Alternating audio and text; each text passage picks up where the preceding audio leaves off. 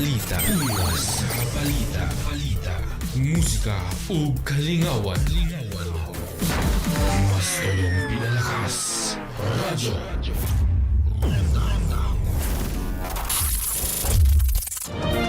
This is CNN Philippines. And progress. With all the 171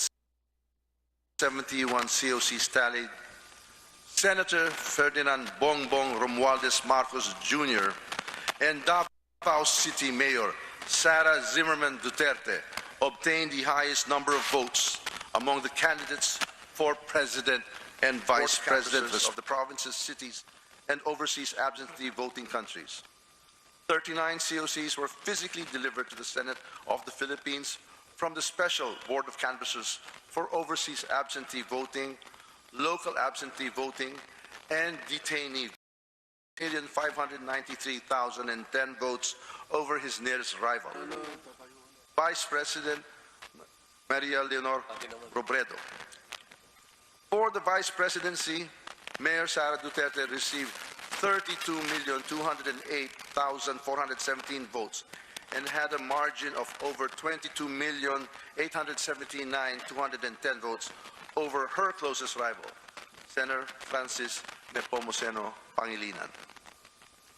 The 2022 electoral campaign period has been polarizing, with the country reeling from the impact of a global pandemic and other major calamities and disasters.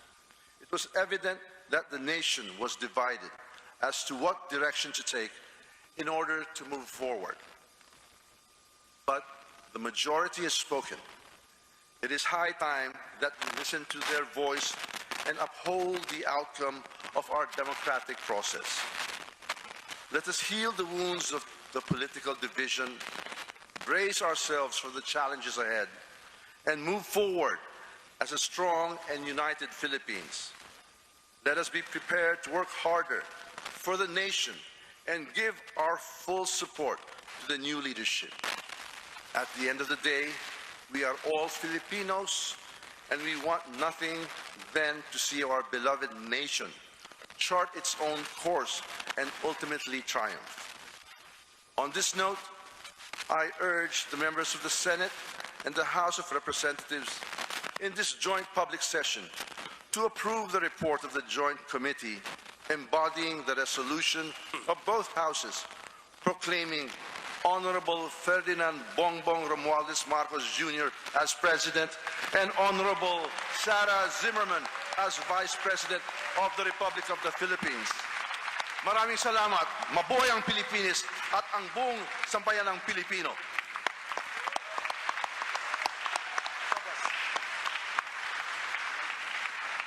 Majority Leader. Mr. President, out of my excitement of my speech, I forgot to make the same motion. On the part of the Senate panel, Mr. President, we respectfully recommend to Congress, as the National Board of Canvassers, in joint public session, approving the report of the Joint Committee and resolution of both houses, number 1, declaring the results of the national elections held on May 9, 2022 for the office of the President and Vice President, and proclaiming Ferdinand Bongbong Romualdez Marcos and Inday Sara Zimmerman Duterte as the duly elected President and Vice President of the Republic of the Philippines. I so move, Mr. President.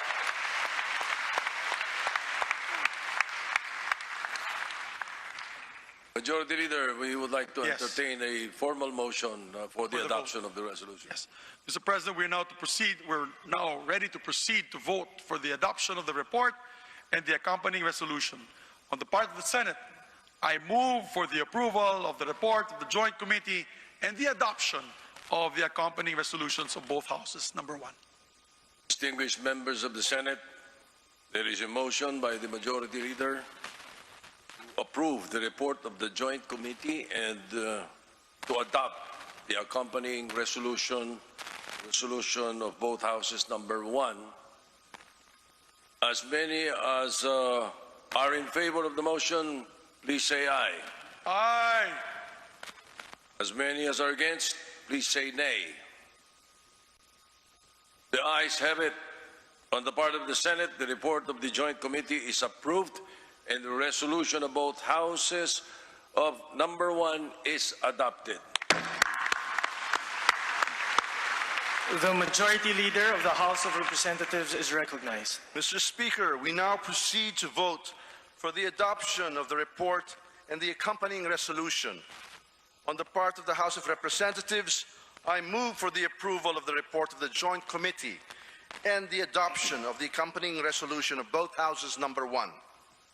Distinguished members of the House of Representatives, there is a motion by the Majority Leader to approve the report of the Joint Committee and to adopt the accompanying resolution of both Houses number 1. As many as are in favor of the motion, please say aye. Aye! As many as are against, please say nay. The ayes have it. On the part of the House of Representatives, the report of the Joint Committee is approved and resolution of both Houses number 1 is adopted.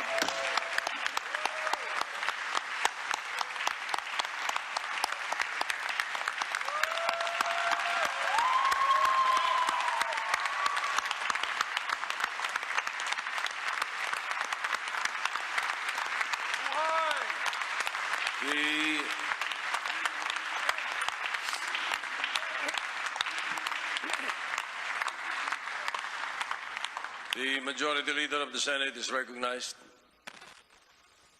Thank you very much, Mr. President. On the part of the Senate, pursuant to the adopted resolution of both Houses number 1, I have the honor to move for the proclamation of the Duly elected. duly elected President of the Republic of the Philippines and the duly elected Vice President of the Republic of the Philippines. It was in a blank. It was Yeah. blank, Mr. President. I wanted to make sure that one was not ahead of the other. So I was worried about that blank. I have it. Thank you, Mr. Is President. there any objection? The chair hears none. On the part of the Senate, I proclaim Ferdinand Romualdez Marcos Jr. as the duly elected President of the Republic of the Philippines. And Sara Zimmerman Duterte as the duly elected Vice President of the Republic of the Philippines.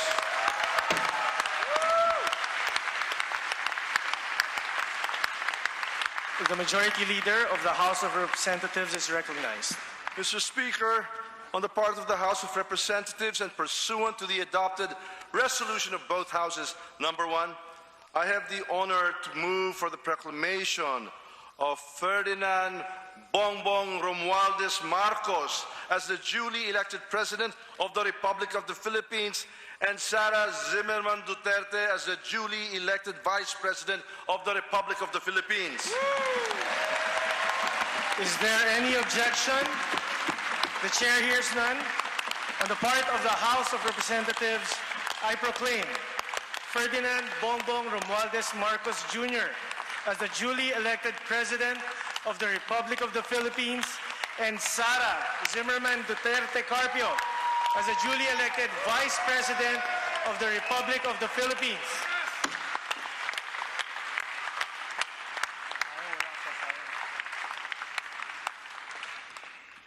We shall now proceed to the approval of the Journal of the Joint Public Session, and for this purpose, the Senate Majority Leader is recognized. Thank you very much, Mr. President. On the part of the Senate, I move that the Honorable Senate President be authorized to approve the Journal of the Joint Public Session and that such approval shall be considered as the action of the Senate of the Philippines.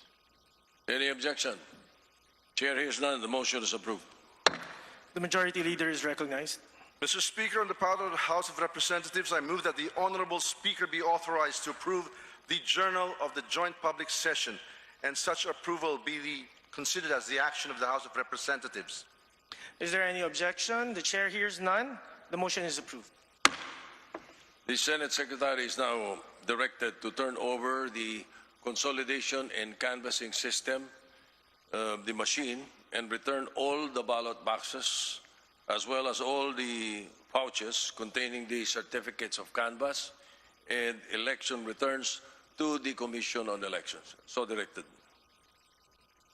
President, on the Majority part of the Leader. Senate, I move that we designate the members of the Senate panel for the Joint Committee as members of the Notification Committee. If there is no objection, the chair appoints the members or designates the members of the Senate panel of the Joint Committee as designated members of the Notification Committee. Mr. Speaker, on the part of the House of Representatives, I move to designate the members of the House panel of the Joint Committee as members of the Notification Committee. Is there any objection? The chair hears none. The motion is approved. The members of the House panel of the Joint Committee are designated as members of the Notification Committee. Mr. President, Yes, go ahead, Majority Leader. on the part of the Senate, I move to suspend the joint public session to notify the duly elected President and Vice President of the proclamation and invite them to the rostrum. Is there no objection? Chair hears none. The motion is approved. On the part of the Senate, the joint public session is suspended. Mr. Speaker, on the part of the House of Representatives, I move to suspend the joint public session to notify the duly elected President and Vice President of their proclamation and invite them to the rostrum. Is there any objection? There being none, the motion is approved. On the part of the House of Representatives, the joint public session is suspended.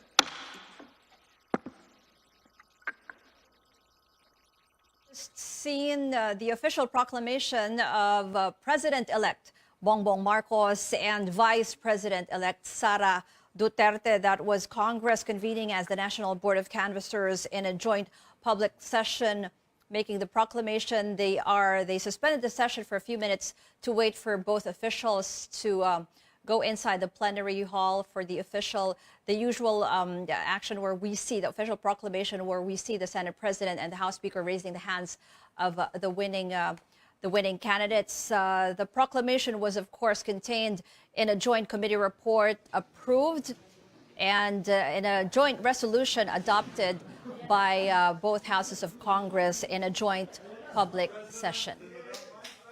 Thank you for watching our coverage. Newsnight is up next. I'm Ruth Kabat. Good evening.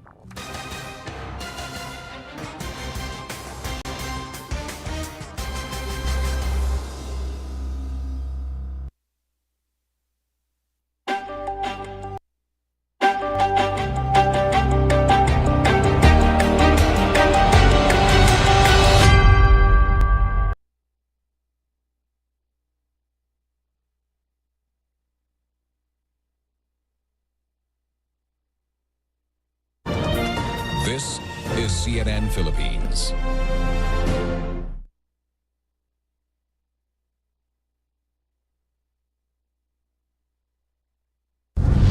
RPN Regional AM radio stations nationwide welcomes CNN Philippines, a first on radio. To bring you the latest news you can use, news you can trust. Listen to Newsnight, weekdays 6 p.m. We now go above and beyond the headlines. Followed by Med Talk, Health Talk. We'll talk about how to keep ourselves healthy during the pandemic. Politics as usual. Our guests for tonight, two political science professors. Up close and more. Catch CNN Philippines Hour in all RPN AM radio stations. Weekdays, 6 to 7 p.m. Radio Philippines Network. Radio Philippines Network. EX General Santos. EX General Santos. Una sa balita. Una sa balita. Musika ug kalingawan. Mas tulong pinalakas. Radyo.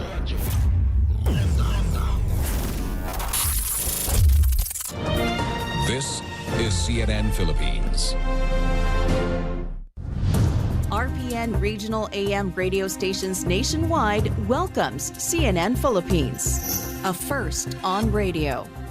To bring you the latest news you can use, news you can trust. Listen to Newsnight, weekdays 6 p.m. We now go above and beyond the headlines. Followed by Med Talk, Health Talk. We'll talk about how to keep ourselves healthy during the pandemic. Politics as usual. Our guests for tonight, two political science professors. Up close and and more. Catch CNN Philippines in all RPN AM radio stations.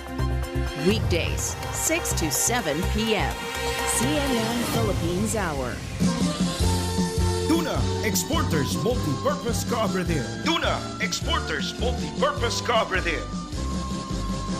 Niining panahona, lisod alang kanato ang manginabuhi nga walay kasiguruhan. Hilabi na niining panahon sa krisis sa COVID-19. Busa ang ngayon gayon nga magkasiguro kita sa atong paglahutay sa matag adlaw inubanan sa mga pag-ampo ug sa tabang sa labawng makagagahon. Ang Tuna Exporters Multi-Purpose Cooperative 19 katuig na nga matinud-anong nag-amping sa tanang miyembro ni ini ana-ana sa mukabat 2,400 ka mga dedikado ug kugihan nga member owners ang kasamtangang malipayon na ginabuhi sa nagkalalaing kliyenteng kumpanya sa Temco. Pagpamatuod nga misubay gayud kini sa iyang misyon nga muhatag og di kalidad, epektibo ug kasaligan nga pagpanerbisyo sa tanang kliyente ingon man ang sustinableng panginabuhian alang sa tanan. Uban sa pag-uswag sa matag kinabuhi sa mga member owners, napatuman sa Temco ang iyang tumong nga makahatag og maayo, kasaligan ug matinud-anon nga pagpanerbisyo alang sa tanan niining giampingang kliyente. Busa igsuon aron kita makasiguro paninguhaa gayon nga magkapambyembro sa Tuna Exporters Multi-Purpose Cooperative. Temco, serbisyo at benepisyo para sa mga miyembro. Yan ang Temco. SMC, San Miguel Corporation. Bisag unsang industriya ang sudlan niini, tinguha sa SMC ang pag-uswag o paglambo sa mga Pilipino. Karon, gikan sa SMC, aniya na ang SMC Davao Cement. SMC Davao Cement. Gama sa Davao para sa Mindanao. SMC Davao Cement. Ato ni Bay. Para sa murang gamot. Rojon Pharmacy na. Para sa bagong gamot. Rojon Pharmacy na. Para sa kumpletong gamot. Rojon Pharmacy na. Para sa mabilis na serbisyo. Rojon Pharmacy na. Para sa pinakamalapit puntahan. Rojon Pharmacy na. Branded man o generics, dito sa Rojon, meron. Rojon Pharmacy, laging mura. Mula noon hanggang ngayon. Gusto mo bang matuto sa pag-aagrikultura, anumang oras at kahit nasaan ka mang lugar? Heto pa, sa sarili mong paraan kung gaano kabilis o kabagal bago mo ito matapos? Sagot ka ng Agricultural Training Institute Region 12. Ngayon, pwede ka nang matuto sa pamamagitan ng e-learning at mag-enjoy sa higit 70 na online courses ng ATI. Good evening, Mag-aral everyone. at matuto sa iba't ibang topiko. News Night, where we go above and beyond the headlines. I'm Rico Hizon, sitting in for Pion Tiveros, who is at the moment at the Batasan Pambansa Complex. It is official, Ferdinand Bongbong Marcos Jr. is now president-elect. After more than 3 decades since a revolution toppled the regime of his father, the late former dictator Ferdinand Marcos Sr. Bongbong has been elected as the 17th president of the Philippines. And just moments ago, Congress, sitting as a National Board of Canvassers, proclaimed Marcos as the winner in the May 9th polls with a huge margin over 9 other contenders. Marcos's running mate, Sara Duterte, has also been proclaimed as vice president-elect. The daughter of President Rodrigo Duterte was present for today's ceremony at the Batasan Pambansa in Quezon City. We're seeing right now live pictures from the House of Representatives, where the Senate Majority Floor Leader, Mig Zubiri, and the House Majority Floor Leader, Martin Romualdez, are accompanying the President-elect Bongbong Marcos and the Vice President-elect Sara Duterte into the main hall of the Batasang Pambansa. Well, what we can see at the moment are President-elect Bongbong Marcos being escorted by the Majority Floor Leader of the Senate, Senator Mig Zubiri, and the Lower House Majority Floor Leader, Martin Romualdez. And as Bongbong Marcos, the President-elect, makes his way into the main hall of the Batasang Pambansa, he is getting congratulatory handshakes from many members of the Lower House and from the Senate as we await his official proclamation and his arms raised by the lower house majority floor leader and the Senate majority floor leader and the Senate president and the House Speaker. The Senate president is Tito Soto. And he is currently making his way, waving to members of the lower house and members of the Senate and the people, close friends, relatives, and family members who are present for this proclamation. All right, let's cross over now to the Batasan Pambansa, where we are joined by my colleague, anchor and chief CNN Philippines correspondent, Pia Ontiveros. So Pia, the proclamation has been done. It has been announced by the House and by the Senate. What's going to happen next? Yes, that's right, Rico. Just a little bit of a recap. At exactly 6:06 this evening and 6:08 this evening, the Senate President Tito Soto and House Speaker Lord Alan Velasco proclaimed Ferdinand Bongbong Marcos Jr. and Sara Duterte as the winners in the presidential and vice presidential race. Let's go back to the joint session. Let's listen in. Joint session is resumed.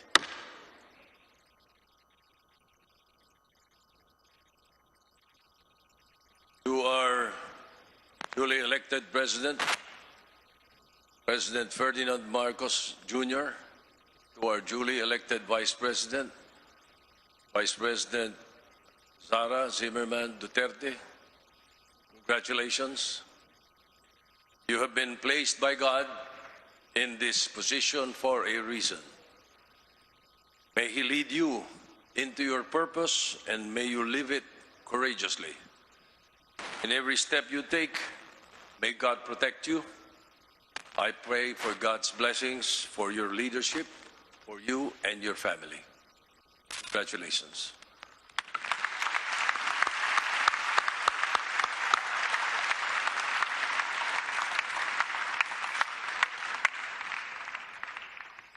I would like to take this opportunity to congratulate our President-elect, Ferdinand Bongbong Romualdez Marcos Jr. Maligayang pagbati po, President BBM. To our Vice President-elect, Sara Zimmerman Duterte Carpio, congratulations, Ma'am Inday. Congratulations also, and thank you to the Joint Canvassing Committee, led by House Majority Leader Ferdinand Martin Romualdez and Senate Majority Leader Juan Miguel Zubiri, for the swift and fair canvassing that guaranteed the people's faith in our electoral process. Thank you to all the honorable members of the Joint Canvassing Committee and the Secretariat for your hard work and invaluable support in ensuring a historic canvassing that was finished in 2 days. Ngayong araw na ito, Congress bears witness to the unity of our country, a true partnership between the North and the South that has become the unity of all corners of the country. In previous elections, Filipinos voted for president and vice president from different parties. Finally, this year, we will learn the importance of voting for a tandem, a uni-team that can work together, a uni-team that can collaborate with each other, and a uni-team that can push for a shared national agenda. The people have spoken decisively. This is not just your sweeping electoral victory. This is an overwhelming victory for all Filipinos. This is a victory of our democracy. The gracious acts extended by the camps of other candidates yesterday, which greatly facilitated our proceedings, show the best of what Filipinos can be, even in the most divisive of elections. Nakikita po natin ngayon ang tunay na lakas sa pagkakaisa at pagsasanib puwersa. We need a catalyst, and there is no better example than the unifying force that we have seen and we will see in a government led by President BBM and VP Inday Sara. The Philippines looks forward to your leadership. It is my great honor and privilege to congratulate you both today. Mabuhay po kayo.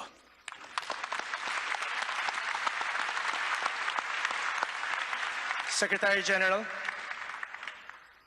Ladies and gentlemen of the 18th Congress, Honorable Sara Zimmerman Duterte, the duly elected Vice President of the Republic of the Philippines. May we request the duly elected Vice President Sara Zimmerman Duterte Carpio to proceed to the rostrum. May we also request the family of the duly elected Vice President, Inday Sara Duterte, to accompany her to the rostrum, please.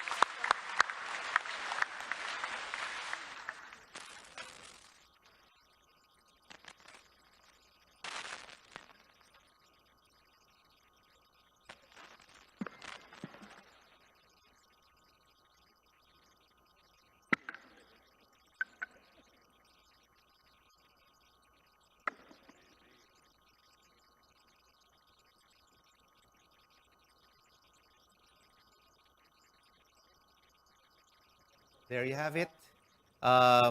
Vice President-elect Sara Duterte is now, has her hands, her arms were raised by Senate President Tito Soto and House Speaker Lord Alan Velasco.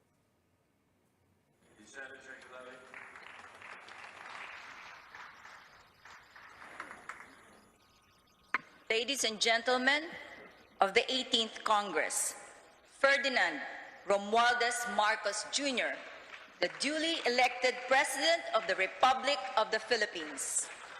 May we request the duly elected President, President Ferdinand Romualdez Marcos Jr., to proceed to the rostrum.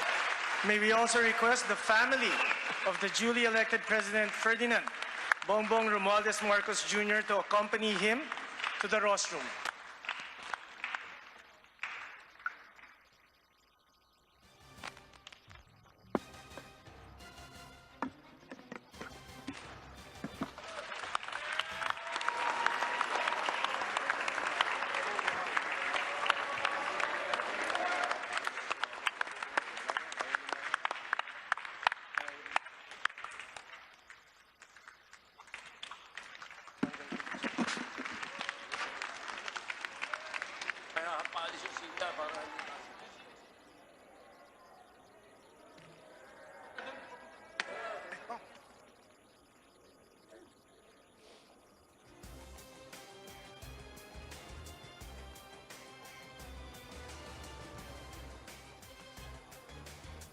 And now going up the rostrum is the President-elect, Bongbong Marcos, together with his wife, the soon-to-be First Lady, Lisa Araneta Marcos. He's now being congratulated by Senate President Tito Soto and by House Speaker Lord Alan Velasco. Also accompanying the President-elect on the rostrum are his siblings, Senator Amy Marcos and Irene Marcos Araneta. The President-elect is also accompanied by one of his sons on the rostrum.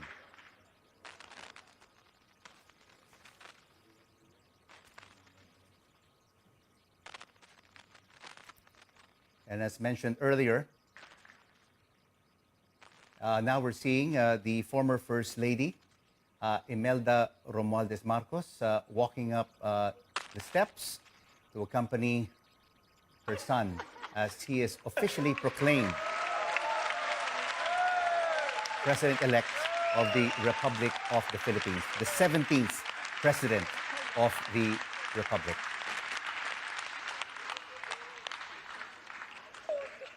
He's now being handed the certificate as he is officially now the President-elect of the country.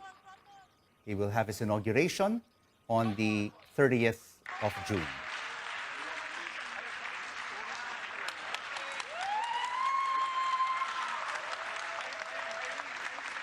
Martin Romualdez, who is a first cousin of the President-elect, is also on stage together with Irene, Senator Amy Marcos, his wife Lisa Araneta Marcos, and the former First Lady Imelda Marcos, who is now 92 years old. Still looking very well. His arms have been raised by the Senate President and the outgoing House Speaker. Pia?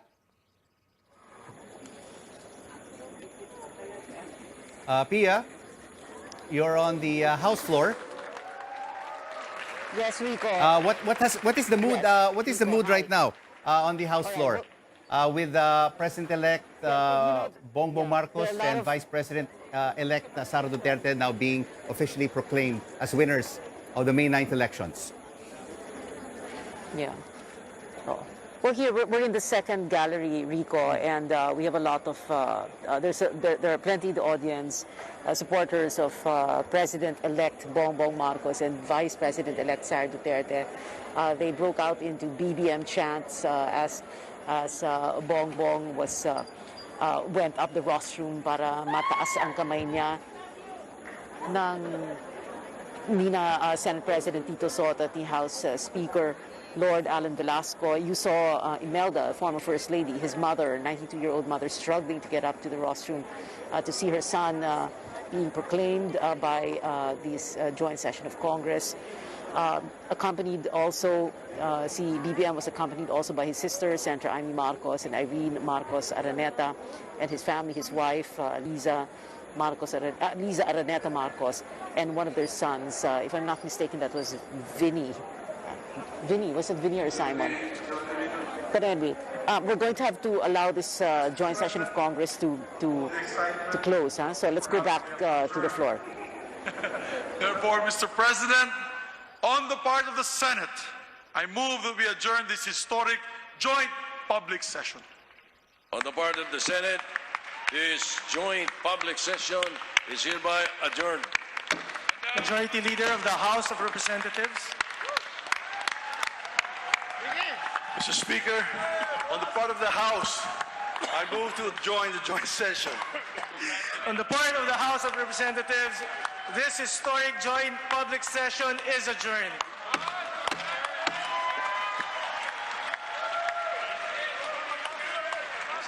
Congratulations. Thank you.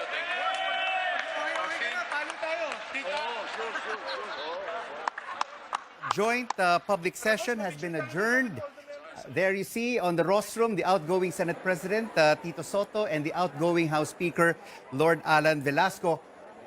We saw very close family relatives together with the President-elect, Bongbong Marcos, on the rostrum. But when Vice President-elect Sara Duterte went up on the rostrum, she was on her own, without any family members, Pia. Yes, that's right. Sarah had flown in from Iloilo, and we were told that her husband or her children, or even her brothers, Baste and Paolo, would not be able to join. Her. So, this is. This concludes this actually hindi 2 days canvassing, less than 2 days, and as a matter of fact the actual canvassing, yung pagbubukas, pagtali ng COC, nag-umpisa kahapon 2:30 ng hapon, and it ended at around 3:30 this afternoon. So a little over 25-hour canvassing. This has never happened before, and that's because of the automated election system, the fact that Romy Macalintal, as lead counsel of VP Lenny, and lawyers of Isko Moreno manifested that they would no longer interpose any objections. And also the fact that napakalaki ng lamang ni BBM sa pumangalawa sa kanya, si VP Lenny Robredo. Just to repeat, 31.6 million votes, that is 57% of the vote. That has never happened before. Sarah has 32.2 million. Is 61.53% of the total votes. So what we saw here today is the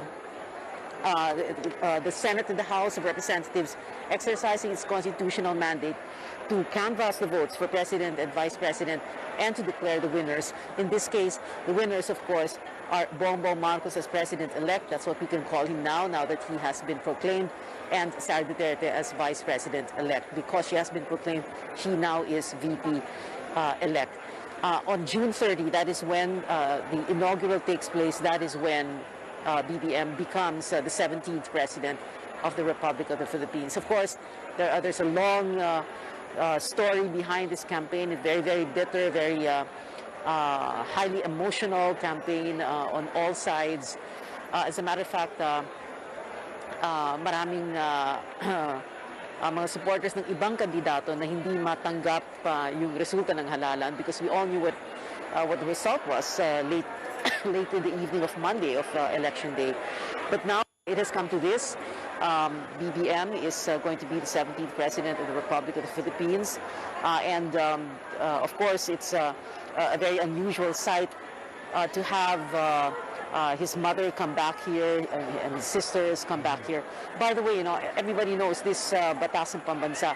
This was built in 1978 by his mother, Imelda, to house the interim Batasang Pambansa, the parliament that her late husband, former President Ferdinand Marcos, the father of this next president, his parliament. And this is some sort of a, I guess this is what, the comeback of all comebacks. Can you imagine, after having been deposed from power and flown out of the country into exile for a few years, the family is back, and back now in a very big way.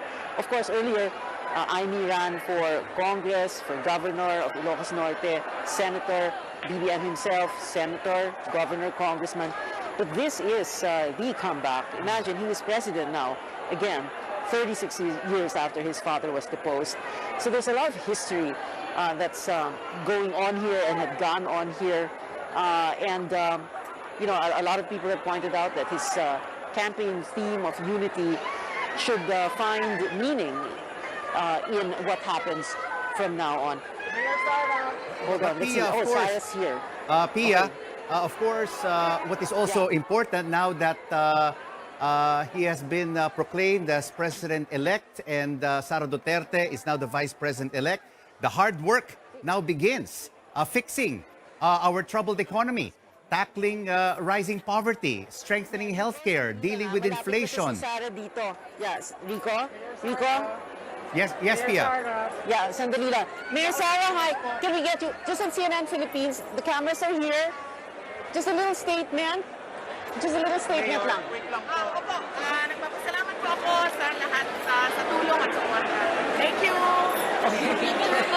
Si VP-elect Sara Duterte just saying nagpapasalamat lang daw siya, trying to keep it short. There's a little bit of a ruckus on the floor.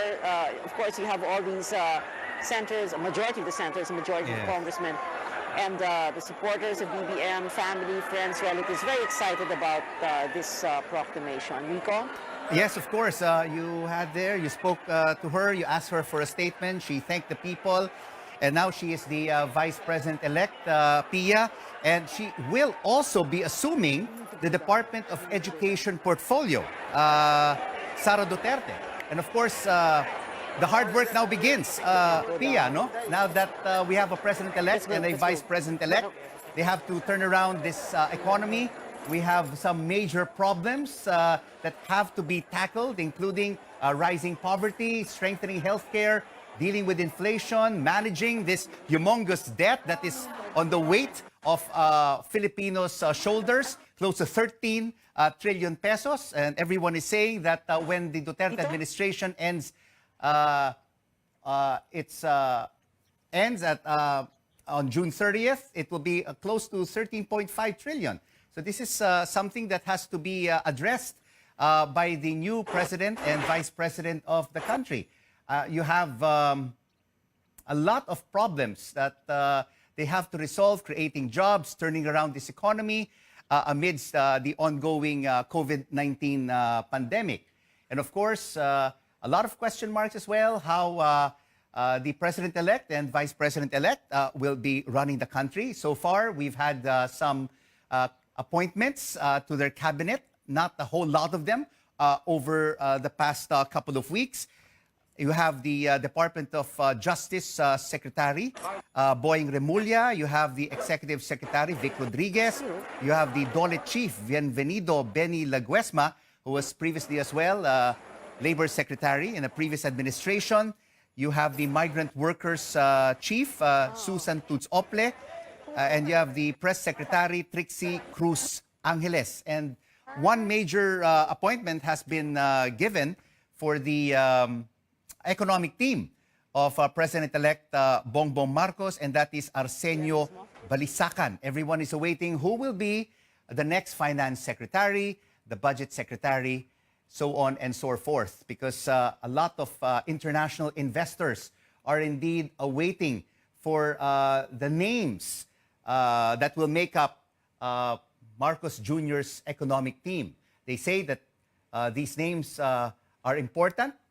They need to be credible, especially to the global financial community. Pia, are you still there? What else is happening on the floor of the House?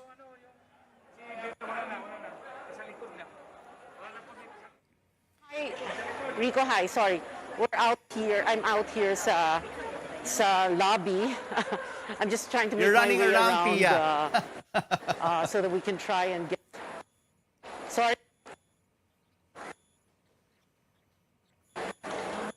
Okay, our signal to Pia Ontiveros, who is in and out of the House floor. He's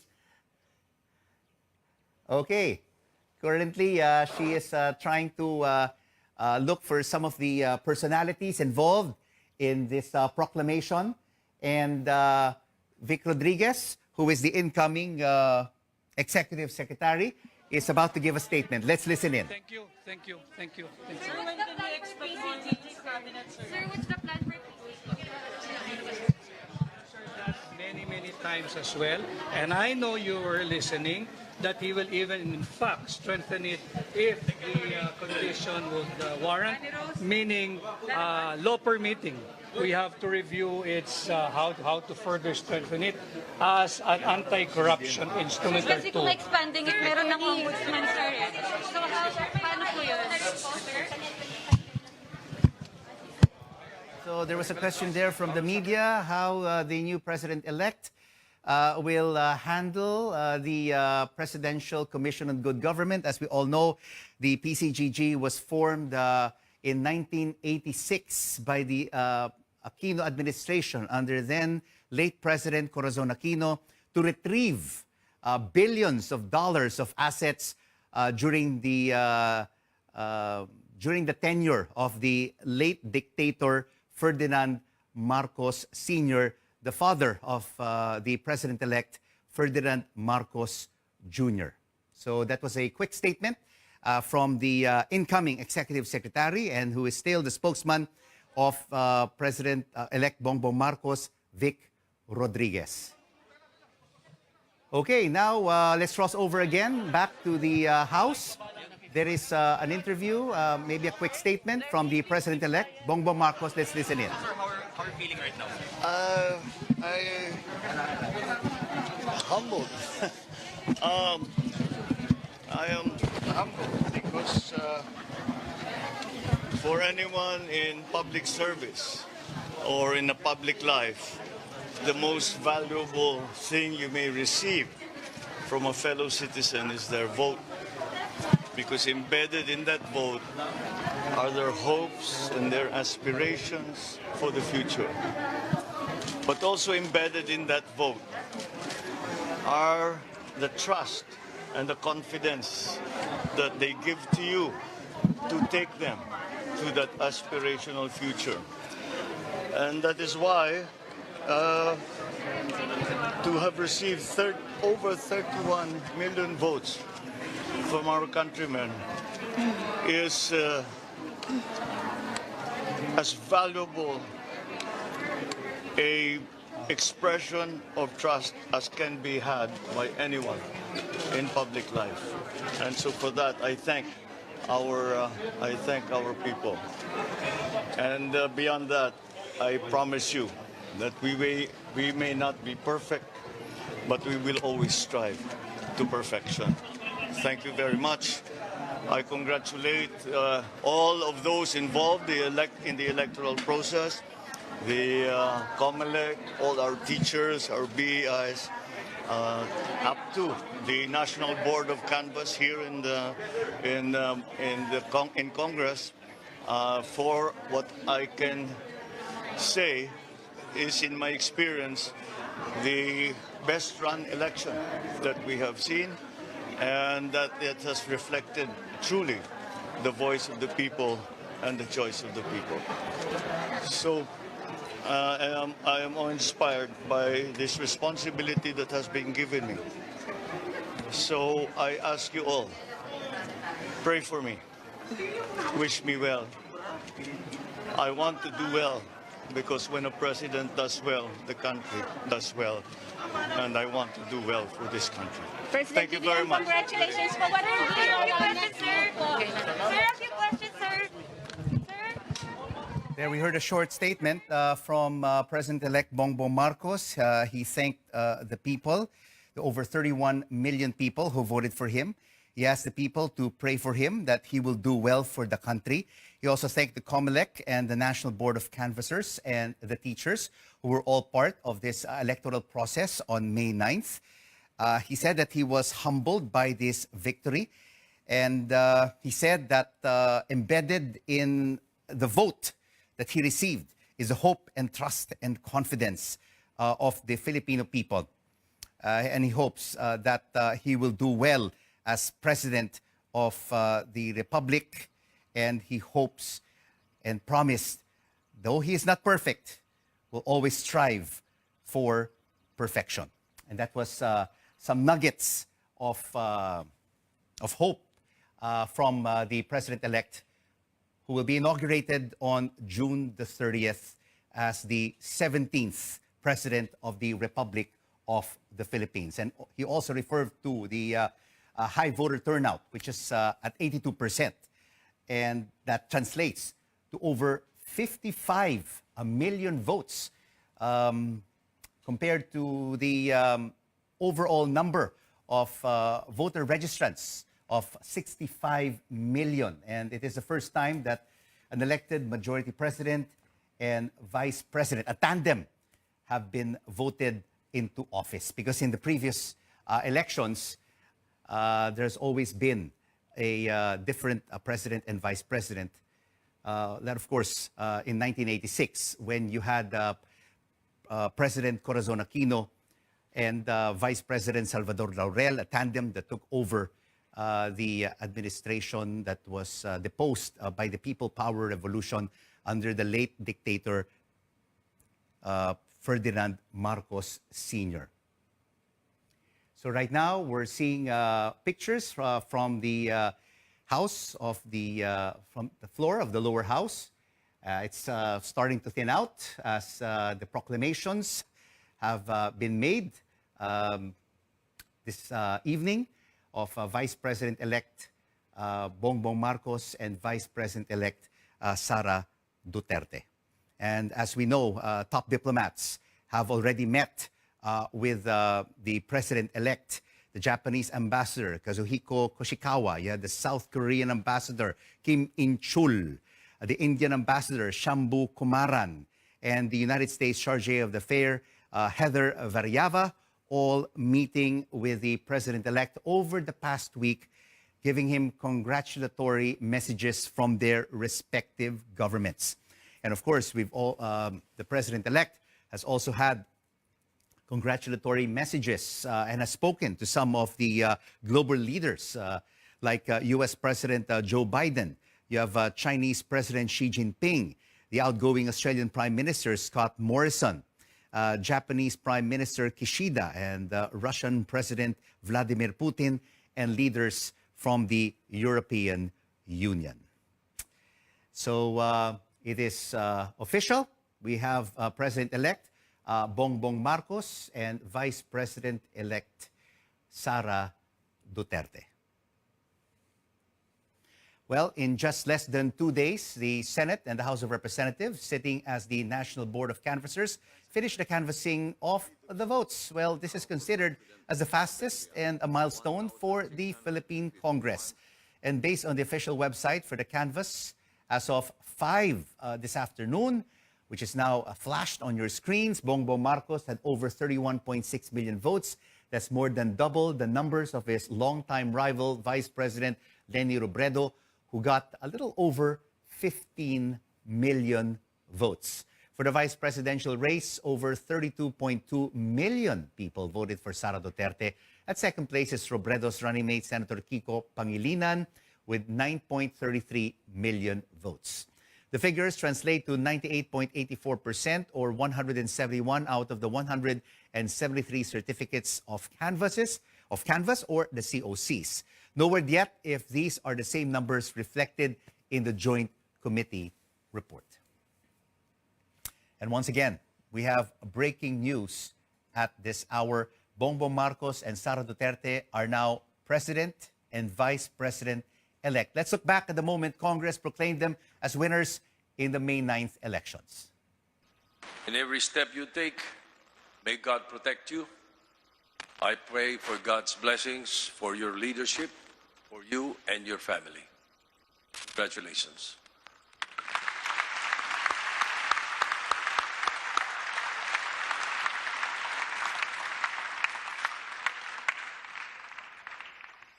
I would like to take this opportunity to congratulate our President-elect, Ferdinand Bongbong Romualdez Marcos Jr.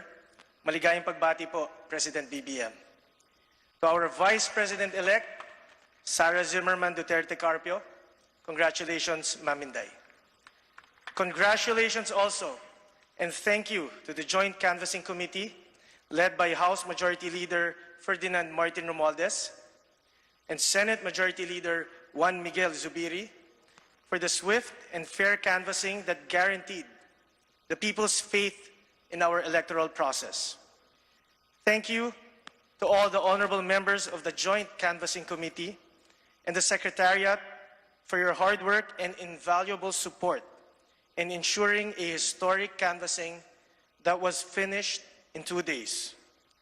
Ngayong araw na ito, Congress bears witness to the unity of our country, a true partnership between the North and the South that has become the unity of all corners of the country. In previous elections, Filipinos voted. And now let's cross over once again to the House of Representatives, and we're joined by our chief correspondent and anchor, Pia Ontiveros. Pia, what's taking place right now? All right, Rico, let me explain first where exactly I am. This is right in front of the Legislators' Executive Lounge. This is just right behind the rostrum of the plenary hall, yung back entrance ng plenary hall. Dito dumiretso si President-elect Ferdinand Bongbong Marcos Jr. I caught the tail end of an ambush interview with him, and what was striking to me was that he said, and I quote, "Pray for me and wish me well. I want to do well." For people to hear words like that from a president-elect, that should give us some food for thought. No, it was also interesting because when he asks for something like that, no, for people to pray for him and to wish him well, I distinctly remember the campaign theme that he always. That always was part. Sorry, I have to remove this. There's a lot of static right now.